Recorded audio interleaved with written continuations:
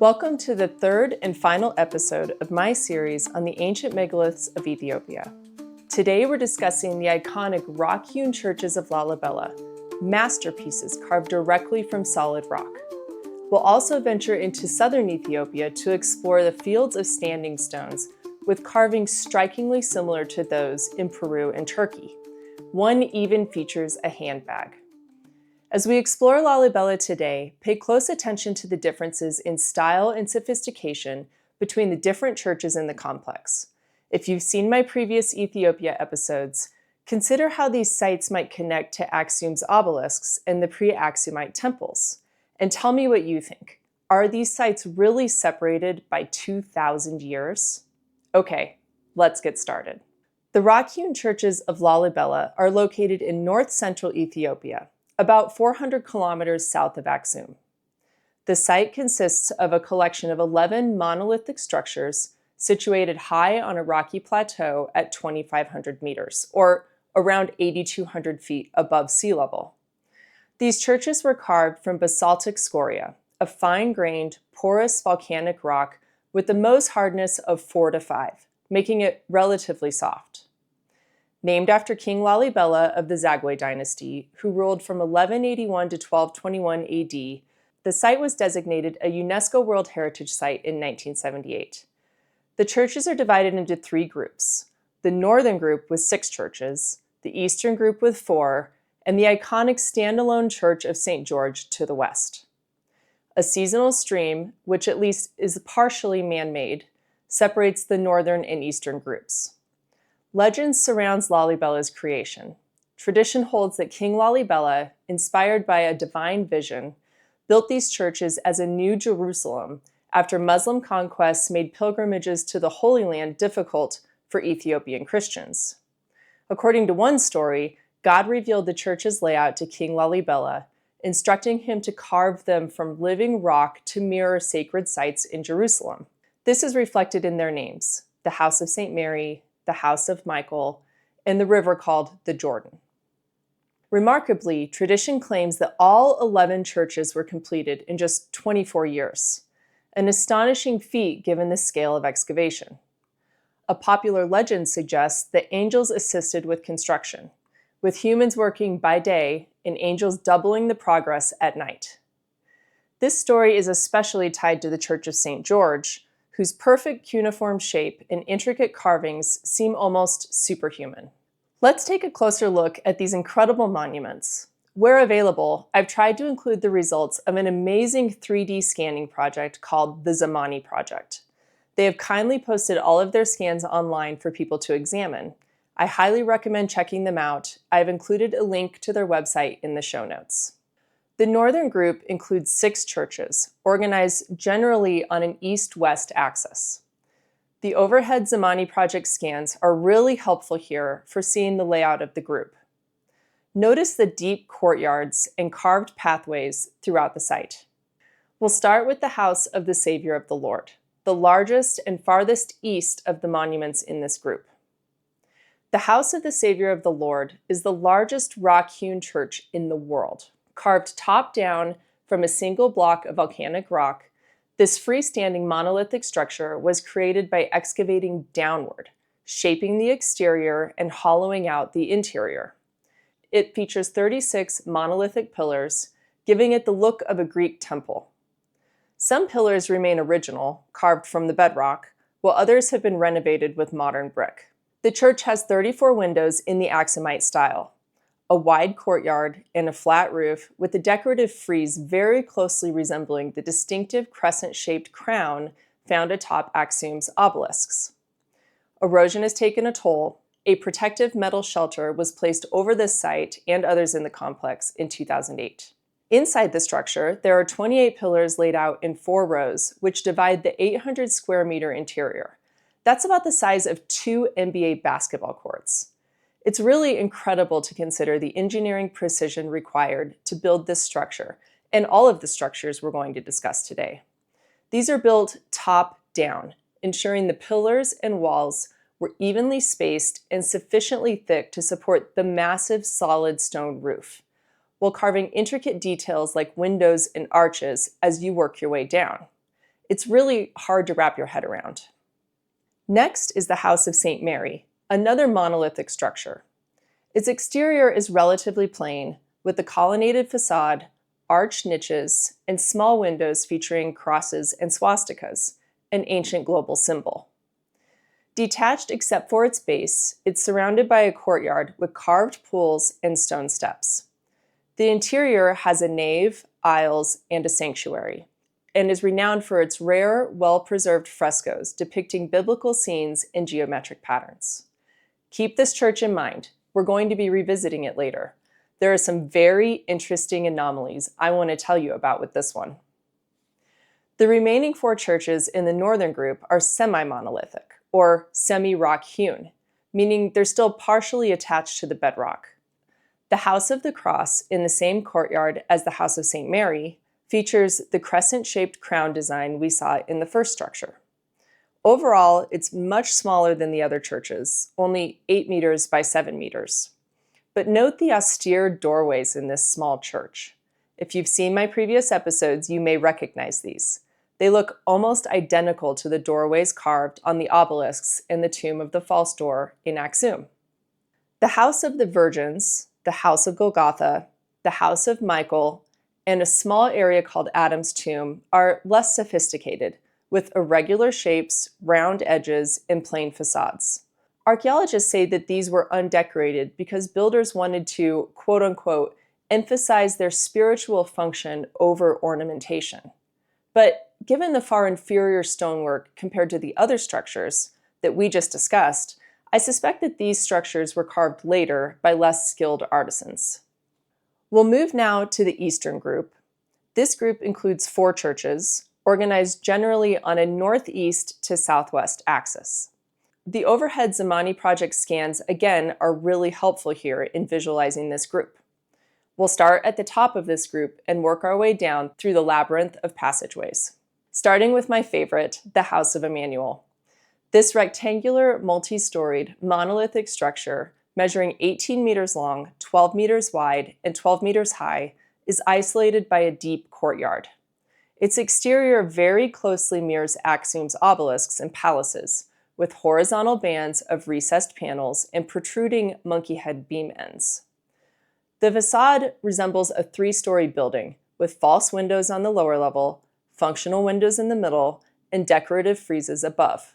Again, if you look at side-by-side photos of this structure against the structures in Axum, they're strikingly similar.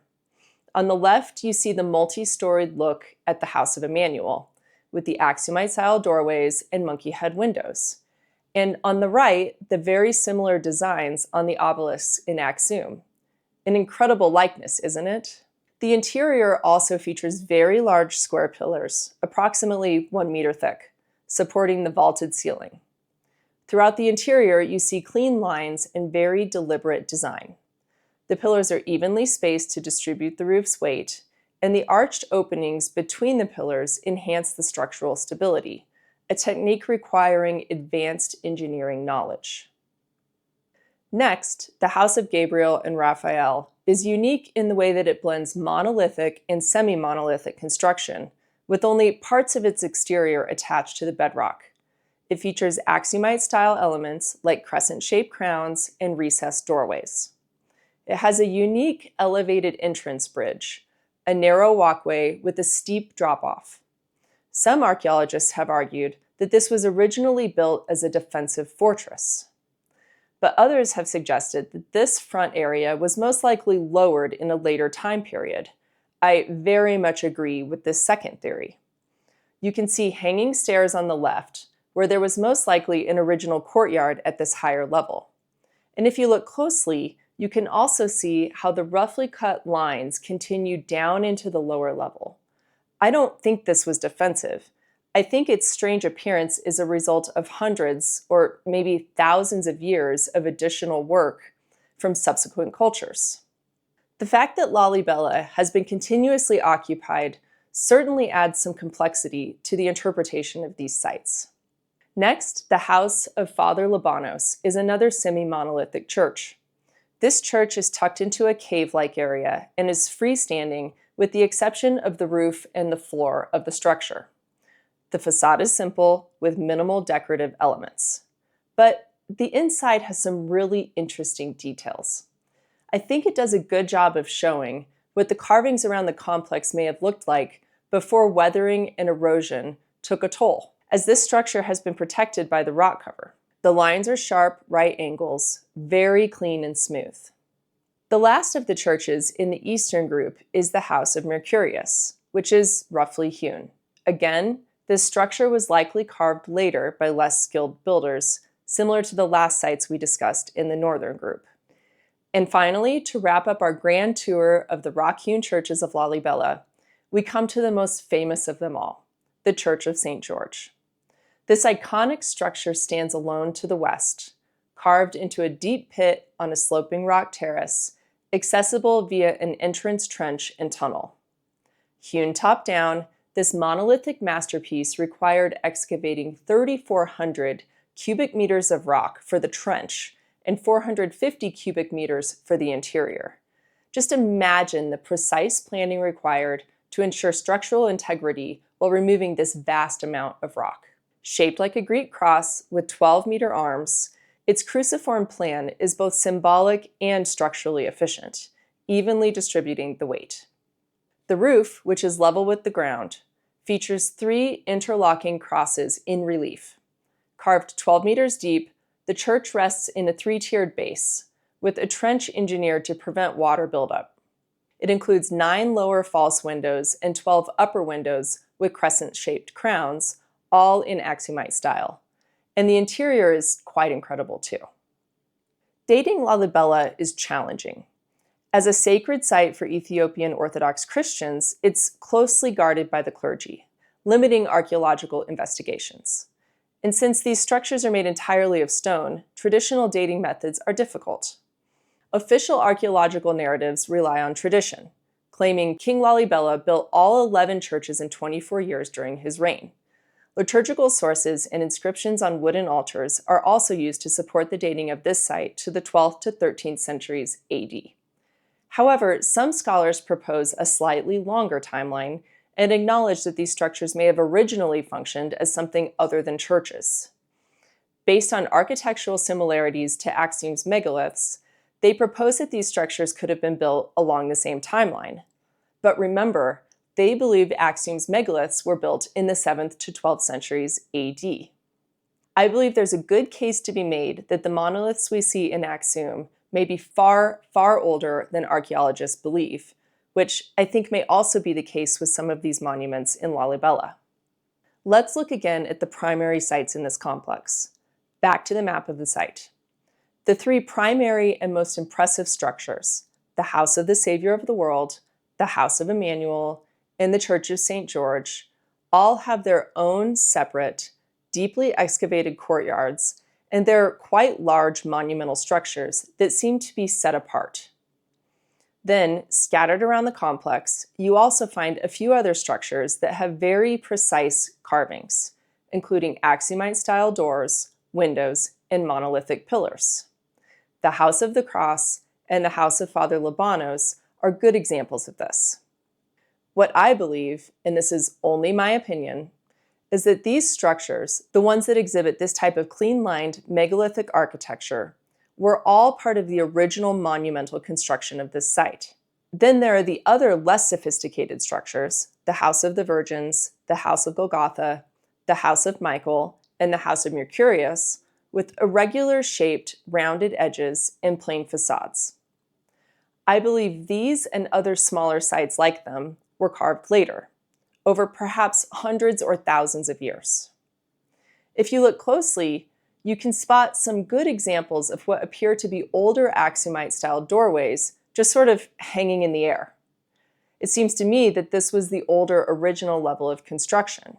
Then, over time, the entire complex continued to be dug out and developed, leaving the older structures high and dry, so to speak. It also appears to me that the newer builders attempted to recreate some of the details of the original construction. Here you can see the details carved into the windows of Church of St. George. Then beside it is an example of what I believe was a later attempt at recreating it at another part of the site. But what about the Church of St. Mary? Was this an earlier or later construction? Remember, I said I'd come back to this one. At first glance, it's really not very impressive. It has unadorned walls, very rough-cut entrances, and weirdly spaced windows. But then I noticed something quite interesting. Take a look inside the entryway. There's a much higher quality pillar tucked inside the doorway that looks very different from the pillars on the exterior. So I dug deeper to try to understand what may really be going on here. Positioned within each of the 3 doorways, there's an Axumite-style megalithic door with a precisely cut pillar outside of it, one on each side of the structure. The 3D scan also shows a clear outline around the entire building, like an old footprint. The top portion of the structure has clean parallel lines and neatly carved windows, which look very similar to the house of the Savior of the world next door. And inside the structure, you can see the pillars and doorways more clearly, as well as another 6 pillars and more doorways inside. The details inside of the structure are much more precise than the outside, carved with clean lines and sharp angles. Of course, there's no way to be sure, but it appears to me that this structure used to look substantially different. Possibly a combination of the layout of the House of Emmanuel with its cross-like footprint, but with design elements similar to the House of the Savior of the world. Maybe the building suffered substantial damage, or later builders wanted to change it for some reason. But I think that the lower portion of this structure and the 3 entrances were completely recarved at some point in history. The newer builders attempted to create new doorways and windows in the lower section, which resulted in this strange look. But I do believe that the original building was one of the older structures of the site. So with that, I would include the Church of St. Mary in the same category as the other older structures. That concludes my discussion on the churches of Lalibela. As you can see, there are lots of amazing mysteries to uncover at this site. There's certainly more of a story here than we're being told by traditional archaeology. But we're not done with the mysteries of Ethiopia just yet. Before I wrap up, we must spend a few minutes exploring southern Ethiopia. Did you know that Ethiopia holds the largest concentration of standing stones in all of Africa? These standing stones, or stelae, are found throughout an extensive area in southwest Ethiopia, which generally follows the Rift Valley and a series of lakes that occupy its floor. This area has more than 60 different sites and over 10,000 standing stones. In the Gedeo zone, hundreds of stelae, some 6 meters tall, feature phallic and human-like forms. This area was traditionally dated to the 11th to 13th centuries AD, but a 2021 study in the Journal of American Archaeology pushed its origins back to 50 BC. But probably the best-known site is the UNESCO World Heritage Site of Tia, located 80 kilometers south of Ethiopia's capital. The Tia stelae are dated to between the 10th and 15th centuries AD based on radiocarbon dating of the burials found around the site. But as you know, the stones themselves cannot be dated, so it's certainly possible these are older.